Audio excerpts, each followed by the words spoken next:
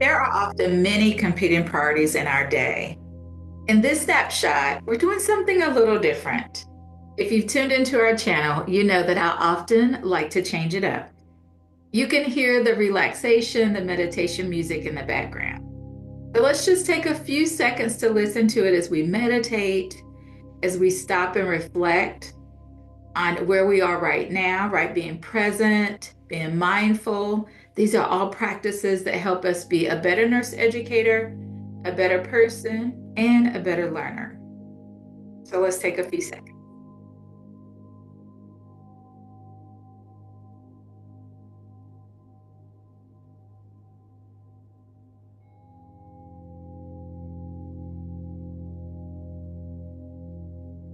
Music therapy is very effective in not only the healing process, but also in creating an inclusive learning environment for our students. It can trigger and motivate just a different type of energy.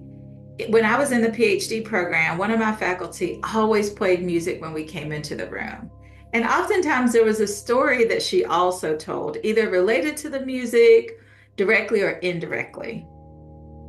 Us creating an inclusive learning environment for our students as faculty is a really important part of our responsibility.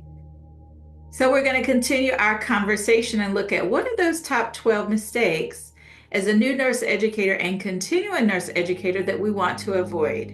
And what are some of those strategies to help us along the way? Well, we are excited that you are back with us. I'll go ahead and stop the music now that we have been more present into where we are right now. I want you to go ahead and print out the study worksheet if you haven't already, or if you have a piece of paper, just write down today's date, whatever date you're watching this snapshot. And then the second step I want you to take is write down what is your objective?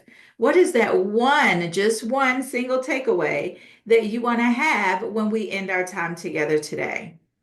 Our mission at Dr. Sellars Educate is to support all nurse educators to achieve excellence and to get certified on your journey. That could be CNE, that could also be CHESI. We offer that certification now. The second resource we want you to take a look at and print out if you haven't already is the link to the 12 biggest mistakes. Now, we've covered mistakes 1 through 4, so make sure you go back and watch those snapshots if you haven't already. And we're now going to talk about mistake number 5 that is going to allow all of us to work through this challenging situation to become a better nurse educator in the classroom. So even if you're not on the journey to achieve certification, maybe you're a future nurse educator, maybe you're an educator, or maybe you're just a community member that's curious about our content. Whatever the reason that brought you here, we are excited to have you. Make sure that you click on the subscription button. So make sure you subscribe and click the notification so that you will be a notification bell. So you'll be notified every single time a new episode or a new snapshot is released, which usually happens every week. All right. So in this snapshot, we want you to get ready. All right. We know you've got your study worksheet. You also have your ebook. There should be already 4 pages that you printed out. So we're unfolding each of those mistakes week to week. So you go to the same link, which we'll share that as part of our content review today. But every single time we have a new snapshot, we're going to unfold or release the next page of our ebook. So by the time you finish this 12-week journey with us, you will have each of those pages in the form of a digital workbook, or you may have printed it out. Billings and Halstead, all right, is known as the Bible in Nursing Education. This is the 6th edition. You're going to be looking at chapters 1 and 2 primarily for our content today. We also have the 7th edition, which is the 25th anniversary edition. So also you want to use chapters 1 and 2 to help kind of guide your content and to reinforce the concepts that we're going to be talking about in this snapshot. All right, I think those are the major housekeeping tips. So what we're going to do is we're going to go ahead and head over to Prezi, which is the platform that we use. We get a lot of questions about which platforms we use. Part of our goal here is also as we are sharing resources with you or using resources, we want to share with you what those resources are. Okay, so you can use them too. All right, so when you look at Prezi, what you want to be able to do, I'll click the wrong thing. You want to be able to set up your presentation content ahead of time. And that way, hopefully it'll be a seamless transition. But if not, it's okay. Just talk to the students just like I'm doing right now. and just tell students what you're doing. Okay, transparency is key.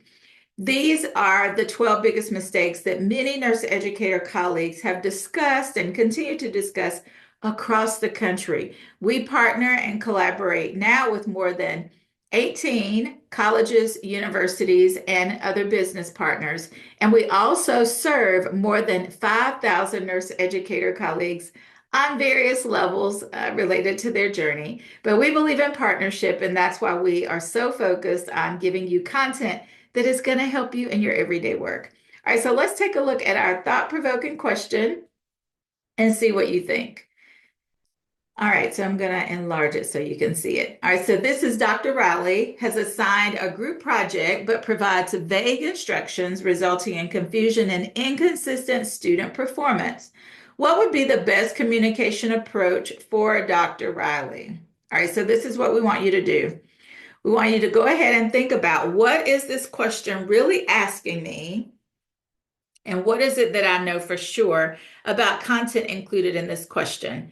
The two steps you want to take when you get to the C&E exam, the first step is to ask yourself, what do I know about content in this question? Or what is this question really asking me about? What do I know? And you want to go ahead and write it down. Okay, so when you get to every single question, there's 150 questions. You're not going to be able to do that.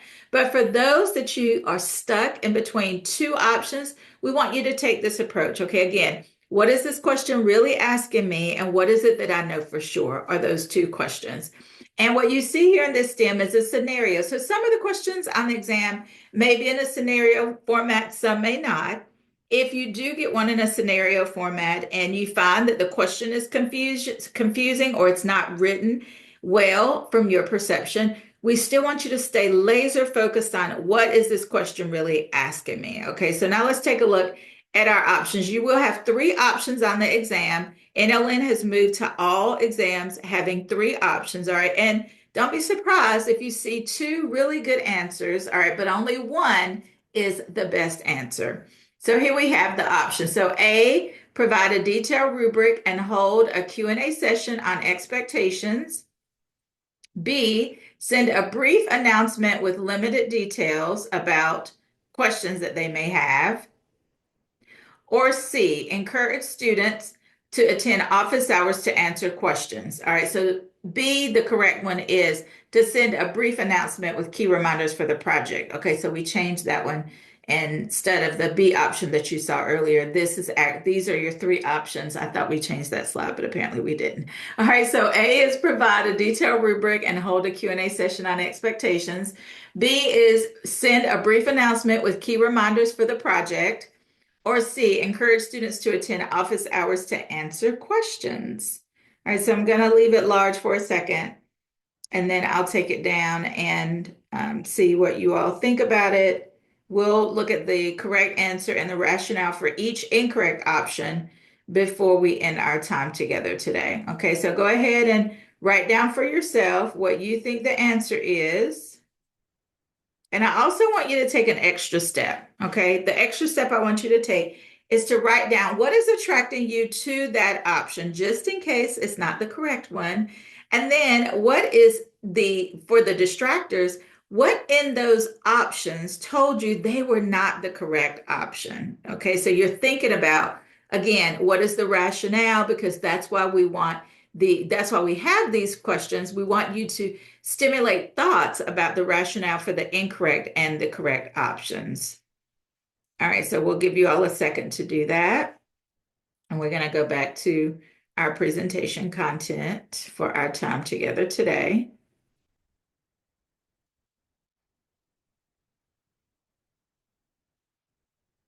All right, so here we go. First, we're going to go to our document because you all know, if you've already been with me on this journey, you know that sometimes I forget to take a look at our ebook. So just as a reminder, why did we create this ebook? Well, first and foremost, it was based on feedback that we heard from colleagues. Second of all, we want you to maximize the time that you have. Our most valuable asset is time. We want you to be able to maximize that in a way that allows you to avoid these pitfalls, these barriers to facilitating the most effective learning experience that we possibly can for our students. Staying focused is going to help you avoid wasting time. Being a nurse educator is a wonderful career. However, it can be exciting and it can be challenging at times. As we move forward on our journey as a nurse educator, we may encounter some challenges related to our skills and our resilience. But by navigating through these challenges, we are able to have a long career as a nurse educator. And most importantly, we are able to really empower and equip the next generation of nursing students with the resources, with the guidelines that they need in order to make the safest patient care decisions.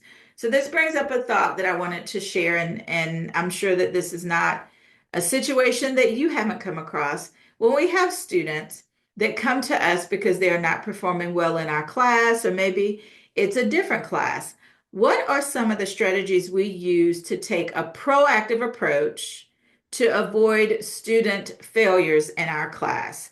I did have a conversation actually with two nursing students over the past couple of months, and they were both in those positions where they had went to faculty and they didn't quite align with some of the recommendations that they had. As a result, one of them was not successful in a course and the other was successful in a course.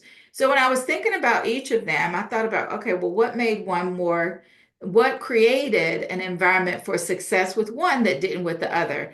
And what it was really resulted in was effective communication and having that partnering spirit, which we're talking about in this snapshot, to help our students succeed. Okay, so let's go back to our ebook and let's talk through these elements. Okay, number one goal and barrier was not having established clear goals, right? So you want to have goals.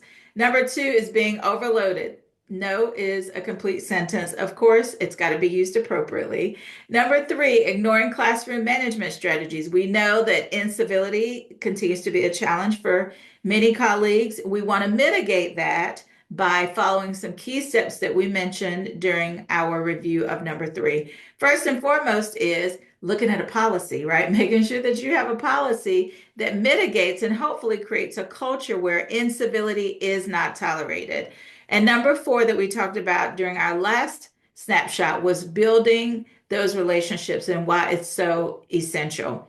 In this snapshot, we're focusing on number five, which is underestimating the importance of communication, which is essential in the work that we do, not only to be an effective nurse educator, we know that's competency one through competency eight, right? Every single competency, there is some element regarding effective communication influencing our nursing program outcomes and ultimately influencing the ability for our nursing students to provide safe patient care.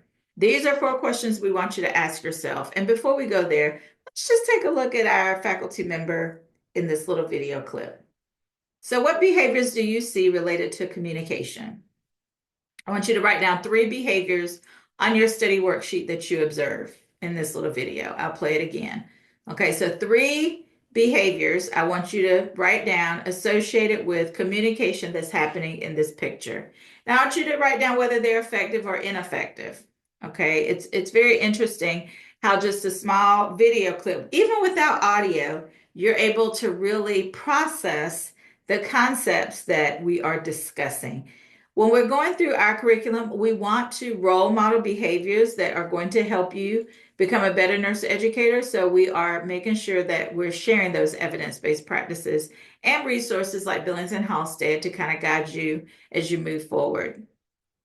All right, so if you wrote down the fact that this faculty member is sitting, that is definitely one of the behaviors associated with effective communication, right? We're seeing at eye-to-eye level, and it actually conveys a sense of mutual respect, of mutual collaboration, where one person isn't superior to another, right? We're all on even playing field, right? We're on level playing field, and we're talking through whatever content that this specific faculty member is sharing. Other communication that we see going on is the nonverbal. Look at the gentleman in the glasses, right? And the burgundy shirt. Well, there's some nonverbal that's happening there. And then look at the young lady beside him.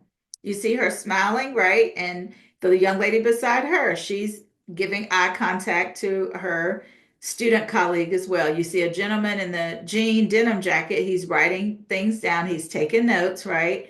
So you just think about how we communicate, who we're communicating to, what is it that we need to communicate? Why are we communicating this information? A big step you want to think about is the how. Okay, so how are we going to effectively communicate that information that we are sharing with whoever our audience is, whoever our recipient is? All right, so if you wrote down some of those specific observations, that's great. You may have more. Feel free to put those in the comments right here on our channel. We do review comments and respond. Transactions, these occur all the time. Our students are exchanging their hard-earned money, their time with the university, with the college, in expectations of receiving a quality education, right? And ultimately graduating, passing NCLEX. We also want to focus as faculty on that transformation. We are not looking just for a transaction, right? That's expected. That's the norm. That higher bar really is associated with the transformational learning experiences that we are creating for our students. And how do we do that?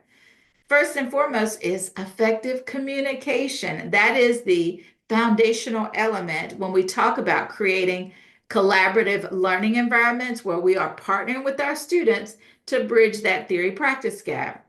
When we have effective communication, students are more likely to come to us with questions that they have, be more participative in class, right? Engaging in the learning experience with us and not for us.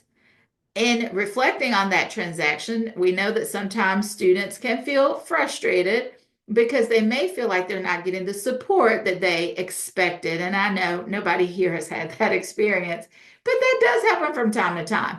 When we're engaged in this transformational process, we are seen as a team. Okay, so that's the difference between transaction and transformation. This is a concept that we will continue to focus on because we know it is essential in nursing, especially as we focus on our ability to really support the development of clinical judgment with our students that leads to better patient outcomes.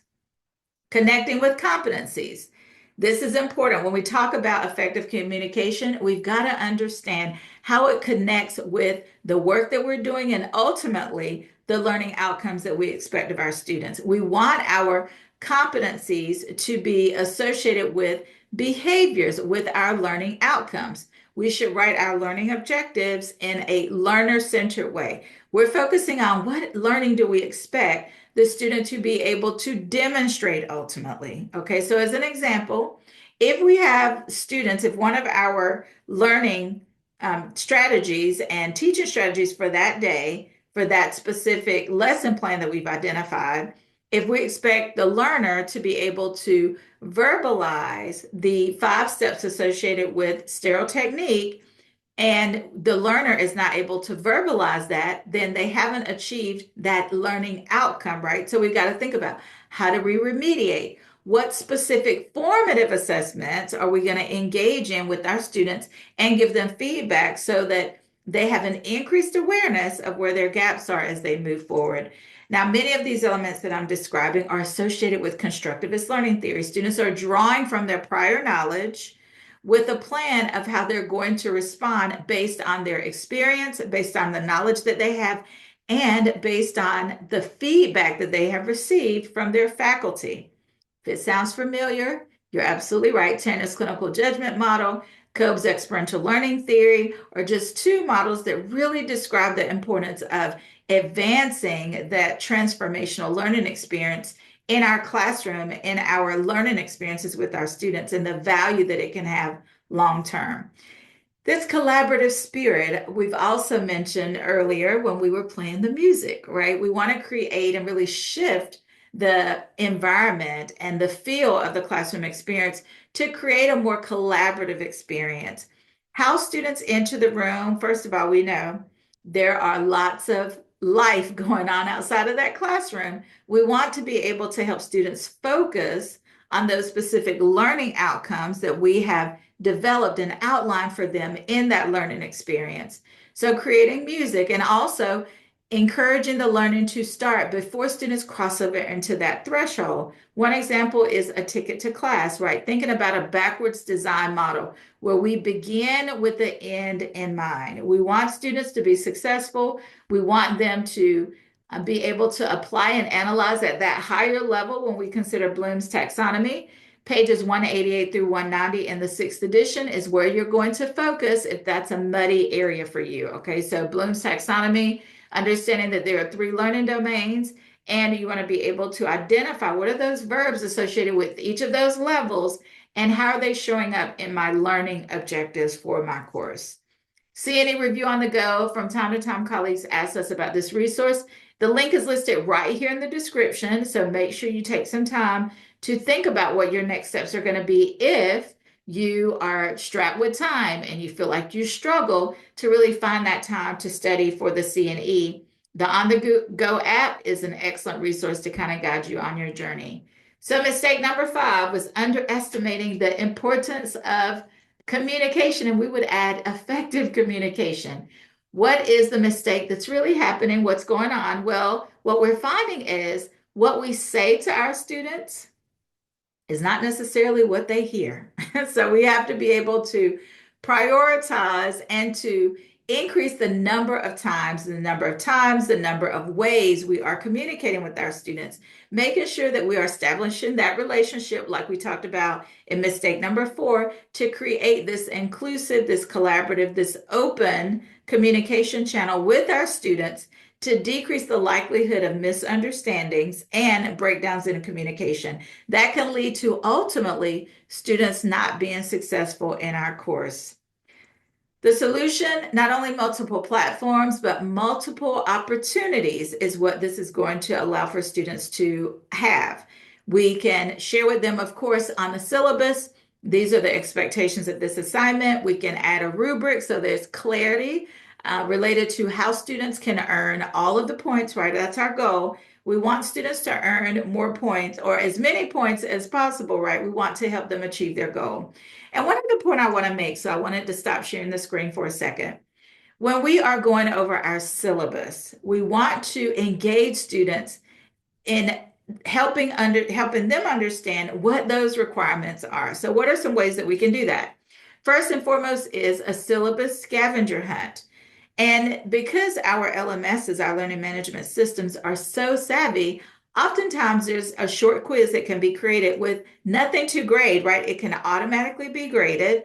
And that way students are already part responsible or a responsible party in comprehending those assignments, okay, and having clarity around how they can earn full points. We want that for all of our students. We want students to earn the points that they want to, and in order to do that, students have to be able to follow directions, and we have to be able to give them clear directions, okay? So first and foremost, that syllabus, encouraging a scavenger hunt. A syllabus scavenger hunt is always a recommendation. Making it a ticket to class, I know even on the first day, but check your university and college policies to make sure it's compliant with those standards. And then the second tip we want to share is related to students leaving the class, okay? So having some discussions with your students about what is expected for those assignments is a really important part. There's no such thing as us saying it too many times. You'd be surprised as an adult how many times we have to hear the same information or see the same information over and over again for us to truly understand what directions are given to us. So email, face-to-face, of course, discussion boards or discussion posts to help ensure that students are receiving the information multiple ways and multiple times. Encouraging students to ask questions. So this is a tip as well. After we go over an assignment, we can ask the students to tell us the answer to the question. So as an example, we can say, okay, who can tell me how many points the APA format is for the group project?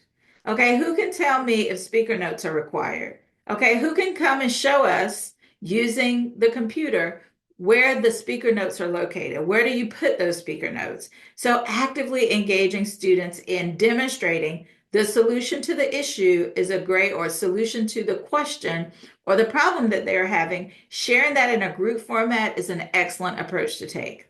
This is the actual QR code. So if you have your phone available, you can just scan the QR code and it will pull up. Once you log in, you have to set up a profile. And once you do that, you're able to download the 12 biggest mistakes when starting a job. So how do you feel about the content? Remember that many of these concepts we talked about, they're intertwined throughout all of the sub-competency statements. Okay, so are you at that one level? You feel lost? You're not sure exactly what we talked about in this snapshot? Here's the good news. You can go back and watch it, okay, at any time. Are you at a 5? You're ready to teach. Maybe all of this content is very familiar to you and you feel like you can teach it yourself. That's an excellent place to be in. And that is our goal. We want to get you at least to a 4 related to your confidence and competence related to each of these content areas, okay, as you're moving forward on your C&E journey. All right, and then last but not least, we do want to go ahead and take a look at the website. Okay, so we're going to take a look at the website really quick, and then we'll go back to our thought-provoking question, and we will see how close did you get to choosing the correct answer.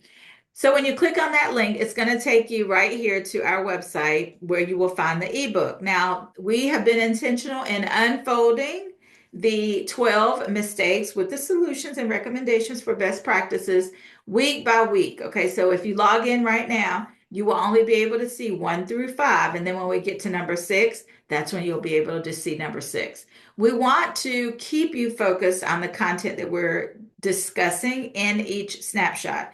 You want to take the same approach with students as much as we can force guardrails into our system so students can have an experience with decreased cognitive overload. That is going to be the best strategy. Now, we know sometimes there's content that you just need to go ahead and present to students from the very beginning. However, if there is an opportunity to unfold content, that is going to help decrease some of the overwhelm that students feel as well, okay? And then you can see other resources that are available at the top.